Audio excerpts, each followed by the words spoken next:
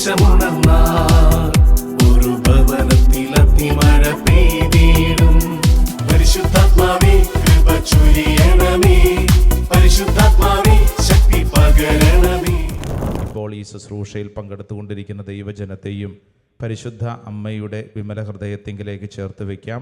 നമുക്ക് ഒരുമിച്ച് പ്രാർത്ഥിക്കാം. നന്മ നിറഞ്ഞ മറിയമേ സ്വസ്തി, കർത്താവ് അങ്ങയുടെ കൂടെ സ്ത്രീകൾ അങ്ങ് അനുഗ്രഹിക്കപ്പെട്ടവളാവുന്നു. അങ്ങയുടെ ഉദരത്തിൻ ഫലമായി ഈശോ അനുഗ്രഹിക്കപ്പെട്ടവനാവുന്നു. പരിശുദ്ധ മറിയമേ തമ്പുരാന്റെ അമ്മയും പാപികളായ ഞങ്ങൾക്ക് വേണ്ടി ഇപ്പോഴും ഞങ്ങളുടെ മരണസമയത്തും തമ്പുരാനുടെ അപേക്ഷിച്ചുകൊള്ളണമേ. ആമേൻ. രണ്ട് കരങ്ങളും സ്വർഗത്തിലേക്ക് നമുക്ക് നന്നായിട്ടൊന്ന് ഉയർത്തിപ്പിടിക്കാം. കണ്ണുകളടച്ച് പ്രാർത്ഥിക്കാം. എൻ്റെ പ്രിയപ്പെട്ട ദൈവജനമേ, നമ്മുടെ ഉള്ളിലുള്ള എല്ലാ നിയോഗങ്ങളും ഇപ്പോൾ മനസ്സിൽ ഓർക്കുക. ദൈവം നിൻ്റെ ജീവിതത്തിൽ ഇടപെടണം എന്നാഗ്രഹിക്കുന്ന എല്ലാ നിയോഗങ്ങളും മനസ്സിൽ ഓർക്കുക. ഇന്ന കാര്യങ്ങളെക്കുറിച്ച് നമുക്ക് വലിയ വിഷമങ്ങളും ഭാരങ്ങളും ഉണ്ടാകും. ഓർത്തോർത്ത് നമ്മൾ ദുഃഖിക്കുന്നുണ്ടാവും. ചില വിഷയങ്ങളിൽ നമ്മൾ വല്ലാണ്ട് ഭാരപ്പെട്ട് ഉറക്കം നഷ്ടപ്പെട്ട അവസ്ഥയുണ്ടാകും. ഇനി എന്തു ചെയ്യണമെന്നറിയാതെ വല്ലാണ്ട് ആകുലപ്പെടുന്നവരുണ്ടല്ലോ. രണ്ട് കരങ്ങൾ സ്വർഗത്തിലേക്ക് ഉയർത്തിപ്പിടിച്ചോ. സങ്കീർത്തകനായ ദാവീദ് സങ്കീർത്തനം 54 നമുക്ക് വേണ്ടി രക്ഷാകരമായ ചില രഹസ്യങ്ങൾ പഠിപ്പിക്കുകയാണ്. രണ്ട് കരങ്ങൾ ഉയർത്തിപ്പിടിച്ച് നമുക്ക് ഏറ്റുചൊല്ലി പ്രാർത്ഥിക്കാം. ദൈവം എനിക്ക് സഹായം. ദൈവം എനിക്ക് സഹായം. എല്ലാവരും ഒച്ചത്തിൽ പറഞ്ഞ് ദൈവം എനിക്ക് സഹായം. ദൈവം എനിക്ക് സഹായം. ദൈവമേ, ദൈവമേ, അങ്ങയുടെ നാമത്താൽ അങ്ങയുടെ നാമത്താൽ എന്നെ രക്ഷിക്കണമേ. എന്നെ രക്ഷിക്കണമേ. അങ്ങയുടെ ശക്തിയിൽ അങ്ങയുടെ ശക്തിയിൽ എനിക്ക് നീതി നടത്തി തരണമേ. നീതി നടത്തി തരണമേ. ദൈവമേ, ദൈവമേ, എന്റെ പ്രാർത്ഥന എന്റെ പ്രാർത്ഥന കേൾക്കണമേ. കേൾക്കണമേ. എന്റെ അധരങ്ങളിൽ നിന്ന് എന്റെ അതിരിൽ നിന്ന് ഉതിരുന്ന വാക്കുകൾ ശ്രദ്ധിക്കണമേ. അഹങ്കാരികൾ എന്നെ എതിർക്കുന്നു. നിർദയർ എന്നെ വേട്ടയാടുന്നു. അവർക്ക് ദൈവചിന്തയില്ല. ഇതാ ദൈവമാണ് എന്റെ സഹായകൻ. കർത്താവാണ് എന്റെ ജീവൻ താങ്ങി നിർത്തുന്നവൻ. അവിടുന്ന് എന്റെ ശത്രുക്കളോട് തിന്മ കൊണ്ട് പകരം വീട്ടും. അങ്ങയുടെ വിശ്വസ്തതയാൽ അവരെ സംഹരിച്ചു കളയണമേ. ഞാൻ അങ്ങേക്ക് ഹൃദയപൂർവം ബലിയർപ്പിക്കും. കർത്താവേ, അങ്ങയുടെ ശ്രേഷ്ഠമായ നാമത്തിന് ഞാൻ നന്ദി പറയും.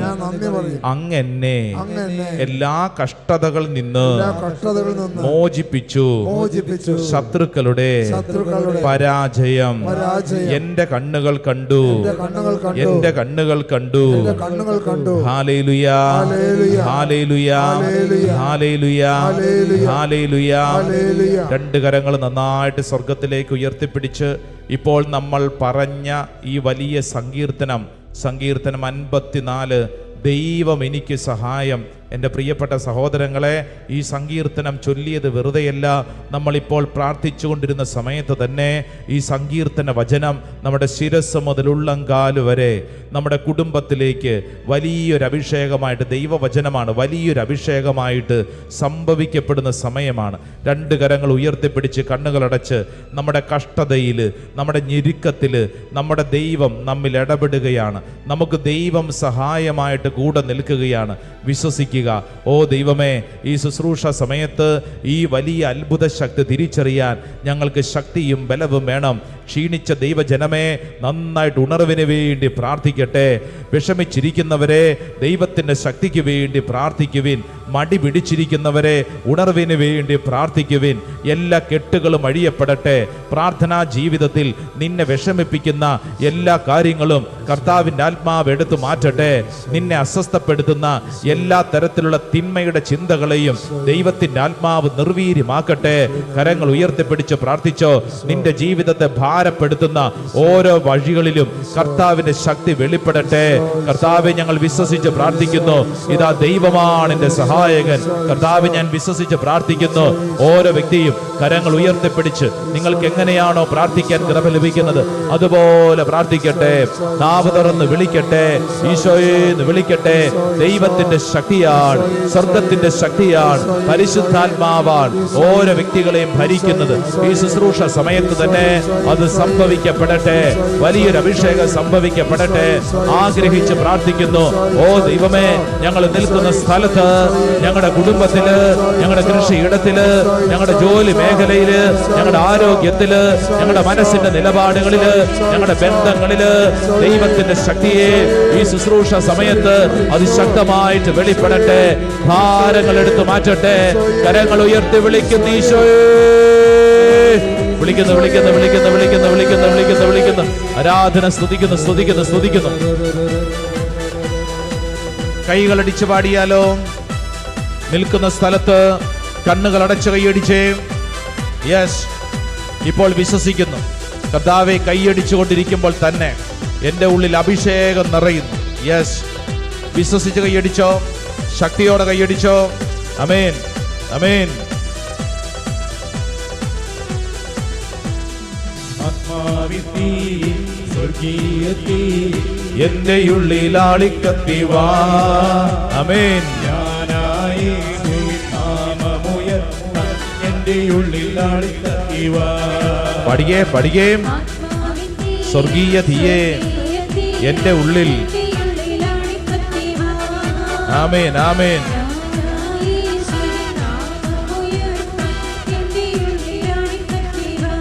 ആത്മാവിന്റെ തീയേ, സ്വർഗീയ തീയേ എൻ്റെ ഉള്ളിൽ ആളിക്കത്തിവാ. ആമേൻ. എൻ്റെ ഉള്ളിൽ ആളിക്കത്തിവാ. ചേർന്ന് ചേർന്ന്.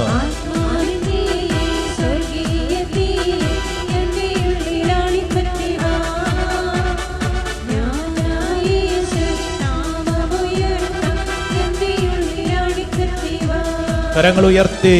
ഞാൻ നിനക്കായി കത്തിയെരിഞ്ഞിടാം, ഞാൻ നിന്റെ വേലയെ തികച്ചിടാം. പഠിക്കേ. ഞാൻ നിനക്കായി കത്തിയെരിഞ്ഞിടാം, നിനക്കായി കത്തിയെരിഞ്ഞിടാം. ഞാൻ നിന്റെ വേലയെ തികച്ചിടാം. യെസ്, സംഭവിക്കട്ടെ. നിനക്കായിട്ടല്ലോ ഈ ജീവിതം എൻ്റെ യേശുവേ.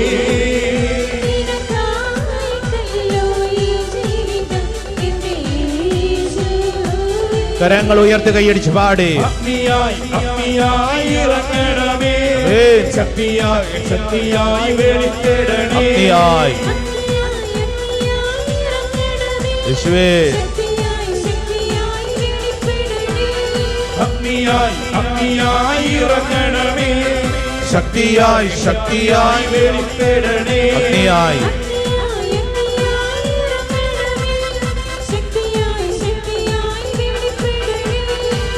ഒഴുകണേ ഒഴുകണേ, ആത്മശക്തിയായി ഒഴുകണമേ ഒഴുകണമേ. ആത്മശക്തിയായി. ആമേൻ. ആത്മാവിത്തീ സ്വർഗീയ തീയെ എൻ്റെ ഉള്ളിൽ ആളിക്കത്തിവാ. ഞാനായി യേശുവിൻ നാമമുയർത്താൻ എൻ്റെ ഉള്ളിൽ ആളിക്കത്തിവാ. ആമേൻ, ആമേൻ. ആത്മാവിത്തീ സ്വർഗീയ തീയെ എൻ്റെ ഉള്ളിൽ ആളിക്കത്തിവാ. ഞാനായി യേശുവിൻ നാമമുയർത്താൻ എൻ്റെ ഉള്ളിൽ ആളിക്കത്തിവാ. ചേർന്ന് ചേർന്ന്. സ്വർഗീയ തീയെ എൻ്റെ ഉള്ളിൽ ആളിക്കത്തിവാ.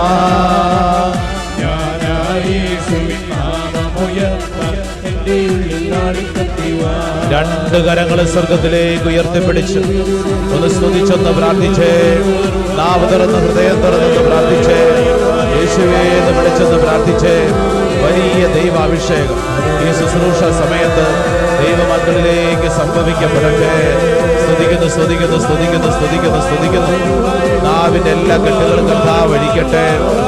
എല്ലാ ഭാരവും കർത്താവ് അഴിക്കട്ടെ.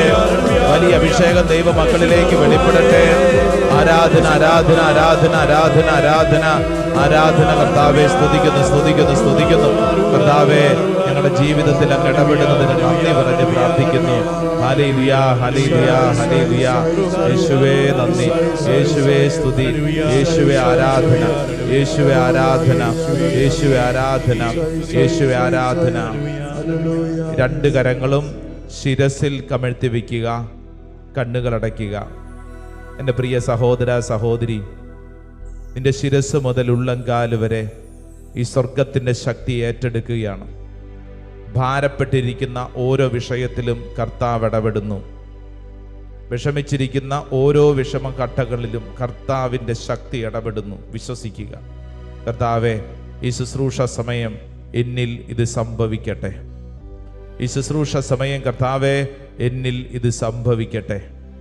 കർത്താവെ, സകല തടസ്സങ്ങളെയും ഈ അൾത്താരിൽ സമർപ്പിക്കുന്ന കർത്താവെ, അങ്ങ് ഇടപെടണമേ. കർത്താവെ, അങ്ങയിൽ ഞങ്ങൾ ശരണം വയ്ക്കുന്നു. നെറ്റിയിലൊരു കുരിശടയാളം വരയ്ക്കുക. നമുക്ക് നമ്മളെ തന്നെ ആശീർവദിക്കാം. കൈകൾ കൂപ്പി പരിശുദ്ധ അമ്മയോട് ചേർന്ന് പ്രാർത്ഥിക്കാം. നന്മ നിറഞ്ഞ മറിയമേ സ്വസ്തി, കർത്താവ് അങ്ങയോടുകൂടെ സ്ത്രീകൾ അങ്ങ് അനുഗ്രഹിക്കപ്പെട്ടവളാവുന്നു. അങ്ങയുടെ ഉദരത്തിൻ ഫലമായി ഈശോ അനുഗ്രഹിക്കപ്പെട്ടവനാവുന്നു. പരിശുദ്ധ മറിയമേ തമ്പുരാന്റെ അമ്മേ, പാപികളായ ഞങ്ങൾക്ക് വേണ്ടി ഇപ്പോഴും ഞങ്ങളുടെ മരണസമയത്തും തമ്പുരാനോട് അപേക്ഷിച്ചുകൊള്ളണമേ. ആമേൻ. ഈശോ മിശിഹായുടെ വാഗ്ദാനങ്ങൾക്ക് ഞങ്ങൾ യോഗ്യരാകുവാൻ സർവേശ്വരന്റെ പരിശുദ്ധ മാതാവേ, ഞങ്ങൾക്ക് വേണ്ടി അപേക്ഷിക്കണമേ. കണ്ണു തുറന്ന് കരങ്ങൾ കൂപ്പി പറഞ്ഞ് ഈശോ മിശിഹായ്ക്ക് സ്തുതിയായിരിക്കട്ടെ. വലതും ഇടതും നിൽക്കുന്നവർക്ക് പുഞ്ചിരിച്ച് ഒരു സ്തുതി കൊടുക്കുക. അതിനുശേഷം സ്വസ്ഥമായിട്ട് ഇരിക്കുക. സ്വസ്ഥമായിട്ട് ഇരിക്കുക. Price the lord. ഹല്ലേലൂയ. യേശുവേ നന്ദി, യേശുവേ സ്തുതി, യേശുവേ ആരാധന. പ്രിയപ്പെട്ടവരെ, നമ്മൾ അല്പസമയം ദൈവവചനത്തിന്റെ വെളിച്ചത്തിൽ നമ്മുടെ ആത്മീയ മേഖലകളെ പരിപോഷിപ്പിക്കുന്ന ചില മേഖലകൾ നമ്മൾ പഠിക്കും, പ്രാർത്ഥിക്കും. അതിനെ തുടർന്ന് നമ്മൾ ആരാധനയിൽ പങ്കെടുക്കും. എന്ന് പറഞ്ഞാൽ ഇനിയുള്ള ഈ സമയം ഇത് ദൈവത്തിൻ്റെ സ്നേഹം അനുഭവിക്കാനുള്ള സമയമാണ്. സ്വർത്തി പറഞ്ഞ ഹല്ലേലൂയ, ഹല്ലേലൂയ, ഹല്ലേലൂയ, ഹല്ലേലൂയ. അപ്പൊ ഇനിയുള്ള സമയം എന്താണ്? ദൈവത്തിൻ്റെ ഈ വലിയ സ്നേഹം അനുഭവിക്കാനുള്ള സമയമാണ്. അടുത്തിരിക്കുന്ന ആളോട് പറഞ്ഞ് ദൈവസ്നേഹം അനുഭവിക്കാനുള്ള സമയമാണ്. പറഞ്ഞു കൊടുത്തേ. ദൈവസ്നേഹം അനുഭവിക്കാനുള്ള സമയമാണ്. എന്ന് പറഞ്ഞു കഴിഞ്ഞാൽ വിഷമിച്ചുകൊണ്ടിരിക്കാനല്ലെന്ന്, മറിച്ച് ദൈവത്തിൻ്റെ സ്നേഹം അനുഭവിച്ചുകൊണ്ട് പ്രാർത്ഥിക്കാൻ കർത്താവ് തന്ന വലിയ ഒരു ശുശ്രൂഷ സമയമാണ്. അത് നമ്മൾ നന്നായിട്ട് ഉപയോഗിക്കണം. Price the lord. ഹല്ലേലൂയ. ഇന്ന് ഈ ശുശ്രൂഷയിൽ പങ്കെടുക്കുന്ന നമുക്ക് വേണ്ടി പറയുന്ന എനിക്ക്, കേൾക്കുന്ന നിനക്ക് ശ്രദ്ധിക്കണമെന്ന് ഓർമ്മപ്പെടുത്തി പരിശുദ്ധാത്മാവ് നമുക്ക് നൽകുന്ന ഒരു സുന്ദര വചനം. അത് വിശുദ്ധ പൗലോസ് ലീഹ ഫിലിപ്പിയർക്ക് എഴുതിയ ലേഖനം 2-ാം അധ്യായം 4-ാം തിരുവചനമാണ്. Saint Paul's letter to Philippians chapter 2 verse 4. നമുക്കറിയാവുന്ന വചനമാണ്. പക്ഷേ ഇന്ന് ഇവിടെ ഇരിക്കുന്നവർക്ക്, പറയുന്ന എനിക്ക് ഇത് അത്രമേൽ പ്രധാനപ്പെട്ടതാണെന്ന് ഈ വചനം ഓർമ്മപ്പെടുത്തുകയാണ്. ഈ വചനം കേൾക്കാം. ഓരോരുത്തരും സ്വന്തം താല്പര്യം മാത്രം നോക്കിയാൽ പോരാ, സ്വന്തം താല്പര്യം മാത്രം നോക്കിയാൽ പോരാ, മറിച്ച് മറ്റുള്ളവരുടെ താല്പര്യവും പരിഗണിക്കണം. എൻ്റെ കൂടെ ഒന്ന് എച്ചത്തിൽ ഒന്ന് ഏറ്റു പറയാവോ? വലതുകരം ഒന്ന് ഉയർത്തിപ്പിടിച്ച് ഏറ്റു പറഞ്ഞൊന്ന് പ്രാർത്ഥിച്ചേ. ഓരോരുത്തരും സ്വന്തം താല്പര്യം മാത്രം നോക്കിയാൽ പോരാ, മറിച്ച് മറ്റുള്ളവരുടെ താല്പര്യവും പരിഗണിക്കണം. അടുത്തിരിക്കുന്ന ആളോടൊന്ന് പറഞ്ഞു കൊടുത്താലോ? നീ നിന്റെ കാര്യം മാത്രം നോക്കിയാൽ പോരാ, മറ്റുള്ളവരുടെ കാര്യവും ശ്രദ്ധിക്കണം, പരിഗണിക്കണം. പറഞ്ഞു കൊടുത്തേ. നീ നിന്റെ കാര്യം മാത്രം നോക്കിയാൽ പോരാ, മറ്റുള്ളവരുടെ കാര്യവും പരിഗണിക്കണം. എന്ത് ചെയ്യണം? പരിഗണിക്കണം. അത് പ്രധാനപ്പെട്ടൊരു കാര്യമാണ്. പരിഗണിക്കണം. പറഞ്ഞേ, ആ വാക്ക് പറഞ്ഞേ. പരിഗണിക്കണം. നമ്മുടെ ഒരു പൊതു സ്വഭാവം എന്ന് പറയുന്നത് എന്താണ്? നമ്മൾ നമ്മുടെ കാര്യം മാത്രമേ ചിന്തിക്കൂ. എൻ്റെ കാര്യം കഴിഞ്ഞിട്ട് വേണ്ടേ മറ്റുള്ളവരുടെ കാര്യം ചിന്തിക്കാൻ, അല്ലേ? അപ്പോൾ അതുകൊണ്ട് നമ്മുടെ ഒരു പൊതു സ്വഭാവം എന്ന് പറയുന്നത്, ഒരു മാനുഷിക സ്വഭാവം എന്ന് പറയുന്നത്, എൻ്റെ കാര്യം എൻ്റെ കാര്യം എൻ്റെ കാര്യം എൻ്റെ കാര്യം ഞാൻ പരിഗണിക്കും. എന്നാൽ വിശുദ്ധ ഗ്രന്ഥം പറയുന്നത് എന്താണെന്നറിയാവോ? നീ മറ്റുള്ളവരുടെ കാര്യം പരിഗണിക്കണം. അവരുടെ കാര്യത്തിൽ നിനക്കൊരു ശ്രദ്ധയുണ്ടാവണം. Praise the lord. ഹല്ലേലൂയ. ഈ ശുശ്രൂഷയിൽ പങ്കെടുത്തുകൊണ്ടിരിക്കുമ്പോൾ ഇത് വെറുതെ കേട്ടു പോകാനുള്ളതാണോ? അല്ല.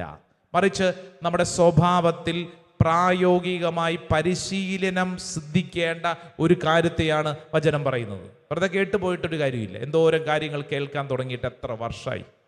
എന്നാൽ വിശുദ്ധ ഗ്രന്ഥം പറയുകയാണ്, നീ ഈ കേൾക്കുന്ന കാര്യം നിന്റെ സ്വഭാവത്തിൽ നീ ശ്രദ്ധിക്കണം. ഇത് നീ പ്രായോഗികമായി പരിശീലനം സിദ്ധിക്കണം. സ്വന്തം കാര്യം മാത്രം നോക്കിയാൽ പോരാ, മറ്റുള്ളവരുടെ കാര്യവും നീ പരിഗണിക്കണം. Price the lord. ഹല്ലേലൂയ. ഈ വലിയ ഒരു ആത്മീയ രഹസ്യം നമ്മൾ പ്രായോഗികമാക്കിയാൽ എന്താ ഗുണമെന്നറിയോ? നമ്മുടെ വീട്ടിൽ വലിയ സന്തോഷം ഉണ്ടാവും. നമ്മുടെ വീട്ടിൽ വലിയ സന്തോഷം ഉണ്ടാവും. നമ്മുടെ ഇടവകയിൽ, കമ്മ്യൂണിറ്റിയിൽ വലിയ സന്തോഷം ഉണ്ടാവും. നിങ്ങൾ ജോലി ചെയ്യുന്ന സ്ഥലത്ത് വലിയ സന്തോഷം ഉണ്ടാവും. ഇന്ന് ഏതെങ്കിലും തരത്തിൽ നമുക്ക് സന്തോഷം കുറഞ്ഞു പോയിട്ടുണ്ടെങ്കിൽ അതിനുള്ള കാരണമാണ് വിശുദ്ധ ഗ്രന്ഥം പറയുന്നത്. എന്താ പറയുന്നത്? നീ നിന്റെ കാര്യം മാത്രം പരിഗണിച്ചത് കൊണ്ടല്ലേ, നീ നിന്നെക്കുറിച്ച് മാത്രം ചിന്തിച്ചത് കൊണ്ടല്ലേ ഇത്രയും പ്രശ്നങ്ങൾ നിനക്കുള്ളത്. അതുകൊണ്ട് വിശുദ്ധ ഗ്രന്ഥം നമ്മളെ ക്ഷണിക്കുന്നത് സ്വന്തം കാര്യം മാത്രം നോക്കിയാൽ പോരാ, മറ്റുള്ളവരുടെ കാര്യവും നീ പരിഗണിക്കണം. Price the lord. Hallelujah. Hallelujah. കഴിഞ്ഞ നാളിൽ പ്രാർത്ഥിക്കാൻ വന്ന ഒരു പ്രായമുള്ള അപ്പനും അമ്മയും, അവരുടെ ഒറ്റ സങ്കടമുള്ളൂ, അവരുടെ 3 മക്കള് വളർത്തി വലുതാക്കി. ഇപ്പോൾ ഈ മക്കൾ തിരിഞ്ഞു നോക്കുന്നില്ല. അവഗണന. പരിഗണനയുടെ ഓപ്പോസിറ്റ് ഏതാ? അവഗണന. അവഗണന. ഈ അപ്പൻ്റെ അമ്മയുടെ സങ്കടം, അച്ഛാ ഞങ്ങൾക്ക് ഇത്രയും പ്രായമായി, ആ 3 മക്കള് പല സ്ഥലങ്ങളിലാ, അച്ഛാ അവർക്ക് ഞങ്ങളെക്കുറിച്ചൊരു ശ്രദ്ധ വേണ്ടേ? ഇപ്പം ഞാൻ ചോദിച്ചു, അവർ വിളിക്കാറൊന്നുമില്ലേ? ഓ എന്ത് വിളി അച്ഛാ, മാസത്തിലൊന്ന് പേരിന് മാത്രം വിളിക്കും. അത് വെറുതെ വിളിക്കാനുള്ള വിളി മാത്രമാണ്. അതും സുഖമാണോ, മഴയുണ്ടോ, വെയിലുണ്ടോ, തെങ്ങ് കയറാൻ ആൾ വന്നോ, കറണ്ട് ചാർജ് അടച്ചോ, തീർന്നു. അച്ഛാ ഇതെന്തൊരവസ്ഥയാ അച്ഛാ. പ്രായമുള്ള അപ്പനും അമ്മയാണ്. അവരാഗ്രഹിക്കുന്നത് മക്കളുടെ ഭാഗത്തു നിന്ന് ഒരു പരിഗണനയാണ്. പരിഗണന. Price the lord. ഹല്ലേലൂയ. ഇത് കേട്ടുകൊണ്ടിരിക്കുന്ന എൻ്റെ പ്രിയപ്പെട്ടവരെ, നിങ്ങളുടെ കുടുംബത്തിൽ, പ്രത്യേകിച്ച് ഇത് കേൾക്കുന്ന പ്രിയരെ, നിങ്ങളുടെ മാതാപിതാക്കളെ നിങ്ങൾ പരിഗണിച്ചിട്ടില്ലെങ്കിൽ ഇത് ശ്രദ്ധിക്കണം, പരിഗണിക്കണം. നിങ്ങളുടെ മാതാപിതാക്കൾക്ക് പ്രായമായി അവരെക്കുറിച്ചൊരു ശ്രദ്ധ വേണ്ടേ? അവരെ വിളിക്കാറുണ്ടോ? അവരുടെ അടുത്തിരിക്കാറുണ്ടോ? അവരോട് കൊച്ചു വർത്തമാനം പറയാറുണ്ടോ? അവരുടെ കാര്യത്തിൽ ശ്രദ്ധിക്കാറുണ്ടോ? അവർക്ക് പ്രായമാകുമ്പോൾ അവരുടേതായ കുറേ അധികം കുറവുകൾ ഉണ്ടാകും. പഴയ ആരോഗ്യമൊക്കെ പോയി ഒരു കാര്യം തന്നെ 10 തവണ പിന്നെയൊക്കെ പറയുന്നുണ്ടാവും. അവർക്ക് പല കാര്യങ്ങളിലും ക്ഷീണമുണ്ട്. ഒന്ന് ശ്രദ്ധിക്കാൻ, സ്നേഹിക്കാൻ ഈ ശുശ്രൂഷ സമയത്ത് ഓരോ വ്യക്തിയും മനസ്സിൽ തീരുമാനമെടുക്കണം. പരിഗണിക്കാനുള്ള തീരുമാനം, മറ്റുള്ളവരെ കൺസിഡർ ചെയ്യാൻ, കെയർ ചെയ്യാനുള്ള ഒരു തീരുമാനം. Price the lord. ഹല്ലേലൂയ. അടുത്തിരിക്കുന്ന ആളോട് പറഞ്ഞ് നീ പരിഗണിക്കണമെന്ന് പറ. പരിഗണിക്കണം. ഇത് നമ്മുടെ സ്വഭാവത്തിൽ നമ്മൾ സ്വീകരിക്കേണ്ട ഒരു കാര്യമാണ് പരിഗണന. ഈ കഴിഞ്ഞ ഞായറാഴ്ച എന്ന് പറയുന്ന ജൂൺ മാസം 21-ാം തീയതി ഫാദേഴ്സ് ഡേ ആയിരുന്നു. ഫാദേഴ്സ് ഡേ, അപ്പന്മാരെ പ്രത്യേകമായി ഓർക്കുകയും പ്രാർത്ഥിക്കുകയും ചെയ്യുന്ന ഫാദേഴ്സ് ഡേ. വാട്സപ്പിലൊക്കെ ഇഷ്ടംപോലെ സ്റ്റാറ്റസ് ഇട്ടവരൊക്കെ ഇവിടെ ഇരിപ്പുണ്ടാവും. ഒരപ്പൻ അന്നത്തെ ദിവസം ഉച്ച കഴിഞ്ഞപ്പോൾ ഫോൺ വിളിച്ചിട്ട് പറഞ്ഞു, അച്ഛാ എൻ്റെ മകള് എനിക്കൊരു ഫാദേഴ്സ് ഡേ ഗിഫ്റ്റ് തന്നിരിക്കുകയാണ് അച്ഛാ. അച്ഛൻ അറിയാമല്ലോ ഇന്ന് ഫാദേഴ്സ് ഡേ ആണ്. ഇന്ന് അച്ഛാ എൻ്റെ മകൾ എനിക്കൊരു ഗിഫ്റ്റ് തന്നു. ഞാൻ ചോദിച്ചു എന്നതാ ചേട്ടാ? എൻ്റെ മകൾ ഇന്ന് എന്നെ രാവിലെ പോലീസ് സ്റ്റേഷൻ കയറ്റി. 18 വയസ്സുള്ള എൻ്റെ മകള് ഈ നാട്ടിൽ തന്നെയുള്ള ഒരു ചെറുപ്പക്കാരനോട് പ്രണയം ഞാനതിനെ എതിർത്തത് കൊണ്ട് അവൾ പോയി കേസ് കൊടുത്തു. എനിക്കെതിരെ, അപ്പനെതിരെ മകൾ കൊണ്ട കേസ് കൊടുത്തു. അപ്പൻ വീട്ടിൽ എന്നെ പീഡിപ്പിക്കുന്നു. രക്ഷകനായി ആ പ്രേമിക്കുന്നവൻ എത്തിയിട്ടുണ്ട്. അച്ഛാ, പോലീസ് സ്റ്റേഷനിൽ വെച്ച് പോലീസുകാരുടെ ചോദ്യങ്ങൾ നാണം കെടുത്തിയില്ല അച്ഛാ. ഇത്രത്തോളം ഞാൻ പൊന്നുപോലെ വളർത്തിയ മകള്, അവൾക്കുള്ള ഒരു പ്രണയം ഞാൻ അവളോട് പറഞ്ഞതാ, പലതവണ പറഞ്ഞതാ, മോളെ എടി കുറച്ചും കൂടെ പ്രായം, എടി കുറച്ചും കൂടെ നീ ഒന്ന് പഠിക്ക്, കുറച്ചും കൂടെ ബുദ്ധി തെളിയട്ടെ, അത് കഴിഞ്ഞിട്ട് നിനക്ക് ഈ കല്യാണം നടത്തിത്തരാം. അവൾ സമ്മതിക്കുന്നില്ല അച്ഛാ. അവളുടെ പിടിവാശി. 18 വയസ്സ് തികഞ്ഞിട്ടേ ഉള്ള അച്ഛാ. എനിക്ക് സങ്കടം സഹിക്കാൻ പറ്റുന്നില്ല. അവള് ആ ചെറുക്കം പറഞ്ഞിട്ട് പോലീസ് സ്റ്റേഷനിൽ എന്നെ കയറ്റി അച്ഛാ. അപ്പന് മകള് തന്ന സമ്മാന. ഞാൻ ചോദിച്ചു, എന്നിട്ട് എന്തേ മകള്? പോലീസ് സ്റ്റേഷനിൽ വെച്ച് പോലീസുകാർ പറഞ്ഞു 18 വയസ്സ് കഴിഞ്ഞു, ഇനി ഞങ്ങൾക്കായിട്ട് തീരുമാനമൊന്നും എടുക്കാൻ പാടില്ല, അത് ഞങ്ങളുടെയൊക്കെ അറിഞ്ഞത് ഇവളുടെ ഇഷ്ടം. അവളോട് ചോദിച്ചു, നിനക്ക് ആരുടെ കൂട്ടത്തിൽ പോകണം? അവൾ പറഞ്ഞു, എനിക്ക് അവൻ്റെ കൂട്ടത്തിൽ പോയാൽ മതി. അച്ഛാ, എൻ്റെ മകള് എൻ്റെ വീട്ടിൽ നിന്ന് ഇറങ്ങിപ്പോയി. എൻ്റെ മകള് എനിക്ക് ഫാദേഴ്സ് ഡേയിൽ തന്ന സമ്മാനമാണിത്. ഈ അപ്പൻ കരച്ചിലോട് കരച്ചിൽ. എന്നിട്ട് ഈ അപ്പൻ ചോദിച്ച ചോദ്യം, അച്ഛാ അവൾക്ക് എന്നെ ഒന്ന് പരിഗണിച്ചുകൂടെ അച്ഛാ? അച്ഛാ, ഞാൻ അപ്പനല്ലേ, എന്നെ ഒന്ന് പരിഗണിച്ചുകൂടെ? അവളൊന്നൊന്ന് ചിന്തിച്ചുകൂടെ? ഞാനിത് പറയുമ്പോൾ ആകാശത്തുനിന്നുണ്ടാക്കിയ കഥകളൊന്നുമല്ലെന്ന്. നമ്മുടെയൊക്കെ കുടുംബത്തിൽ ചുറ്റുവട്ടത്ത് നടക്കുന്ന സങ്കടകരമായ കാര്യം ഒന്ന് പരിഗണിക്കാൻ. ഇതൊരപ്പൻ്റെ മാത്രമൊന്നുമല്ല, പറയുന്ന എൻ്റെയും കേൾക്കുന്ന നിങ്ങളുടെയും എല്ലാ കുടുംബത്തിലുമുള്ള സങ്കടമാണ്. ഒരു കുടുംബനാഥ നാളുകൾക്ക് മുമ്പ് ധ്യാനത്തിന് വന്നപ്പോൾ കരഞ്ഞു പറഞ്ഞത് ഇങ്ങനെയാണ്, അച്ഛാ ഞാനിങ്ങനെ ചത്ത് ജീവിക്കുന്നു. ആ വാക്കാണ് ആ സ്ത്രീ ഉപയോഗിച്ചത്. ഞാനിങ്ങനെ ചത്ത് ജീവിക്കുന്നു. ഞാൻ പറഞ്ഞു, എനിക്ക് മനസ്സിലായില്ല ചേച്ചി. എൻ്റെ വീട്ടിലെ തുണി കഴുകാൻ, പാത്രം കഴുകാൻ, വെച്ച് വിളമ്പാൻ ഒരു യന്ത്രം, അതാണ് ഞാൻ. എൻ്റെ വീട്ടിൽ എൻ്റെ അവസ്ഥ ഇതാച്ചാ, തുണി കഴുകാൻ, പാത്രം കഴുകാൻ, വെച്ച് വിളമ്പാൻ ഒരു യന്ത്രമാണ് ഞാൻ. ഞാനെന്നൊരു വ്യക്തിയല്ല അച്ഛാ. എന്നെ ഒന്ന് പരിഗണിക്കണ്ടേ? എൻ്റെ വീട്ടിൽ എൻ്റെ ജീവിത പങ്കാളി എന്നെ ഒന്ന് സ്നേഹിക്കണ്ടേ?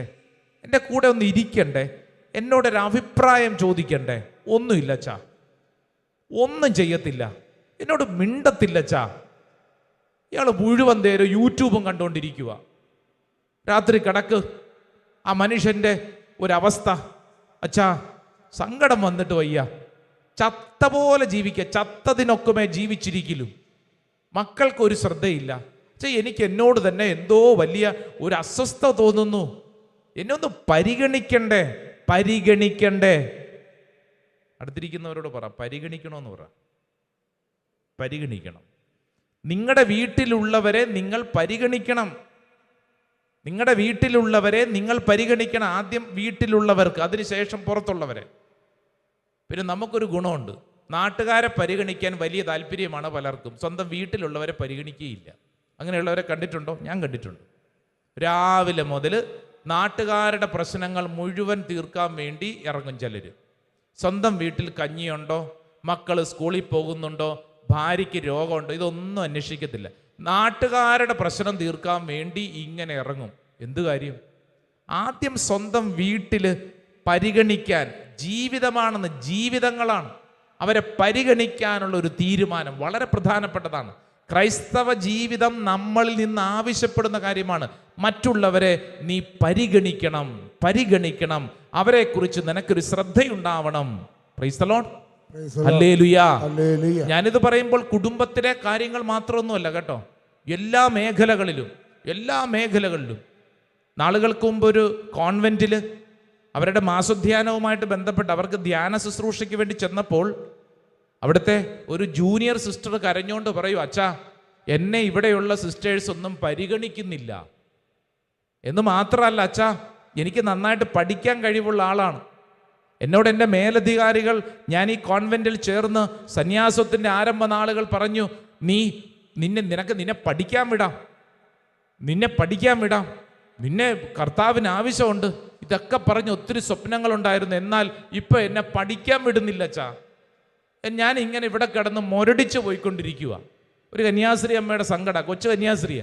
സങ്കടപ്പെട്ടുകൊണ്ട് പറഞ്ഞുകൊണ്ടിരിക്കുക, എന്നെ ആർക്കും ഒരു അംഗീകാരമില്ല, എന്നെ ആർക്കും ഒരു അംഗീകാരമില്ല, ആരും എന്നെ മൈൻഡ് ചെയ്യുന്നില്ല, എനിക്ക് ഇത്രയും പഠിക്കാനൊക്കെ കഴിവുണ്ടെന്ന് ഞാൻ പലവട്ടം പറഞ്ഞു, ആരും ശ്രദ്ധിക്കുന്നില്ല, എന്നെ ഒന്നും പരിഗണനയില്ല എന്ന് പറഞ്ഞു കഴിഞ്ഞാൽ ഇത് ജീവിതത്തിൻ്റെ എല്ലാ അവസ്ഥകളിലും അങ്ങനെ തന്നെ, എല്ലാ അവസ്ഥകളിലും അങ്ങനെ തന്നെ. ഞാൻ ഈ വിഷയത്തെക്കുറിച്ച് നിങ്ങളോട് പറയുമ്പോൾ എൻ്റെ മനസ്സിൽ വരുന്നത്, ഞാനെന്നൊരു വ്യക്തി കുറേ നാളുകൾക്ക് മുമ്പ് ഒരു മീറ്റിങ്ങിൽ വൈദികരുടെ ഒരു കൂട്ടായ്മയിൽ ഇരിക്കുമ്പോൾ ജീവിതത്തിൻ്റെ പല പല കാര്യങ്ങളെക്കുറിച്ചൊക്കെ പങ്കുവെച്ച് വന്നപ്പോൾ ഞാൻ കരമുയർത്തി പറഞ്ഞ ഒരു സെൻറ്റൻസ് ഞാൻ ഓർക്കുക.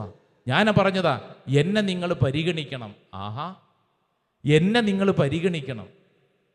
ഞാൻ അന്ന് ആ മീറ്റിങ്ങിലിരുന്ന് അങ്ങനെ പങ്കുവച്ചതിന് ശേഷം അന്ന് രാത്രിയിൽ ദീപികാരുണ്യനാഥൻ്റെ മുമ്പിലിരുന്ന്, ഈശോയെ എന്നെ എന്താ ഇവർ പരിഗണിക്കാത്തത്, എന്നെ എന്താ ഇവർ പരിഗണിക്കാത്തത് എന്നിങ്ങനെ സങ്കടത്തോടെ ചോദിക്കുമ്പോൾ ഈശോ എന്നോട് ചോദിച്ച ചോദ്യമാണ് ഞാൻ നിങ്ങളോട് പറഞ്ഞത്.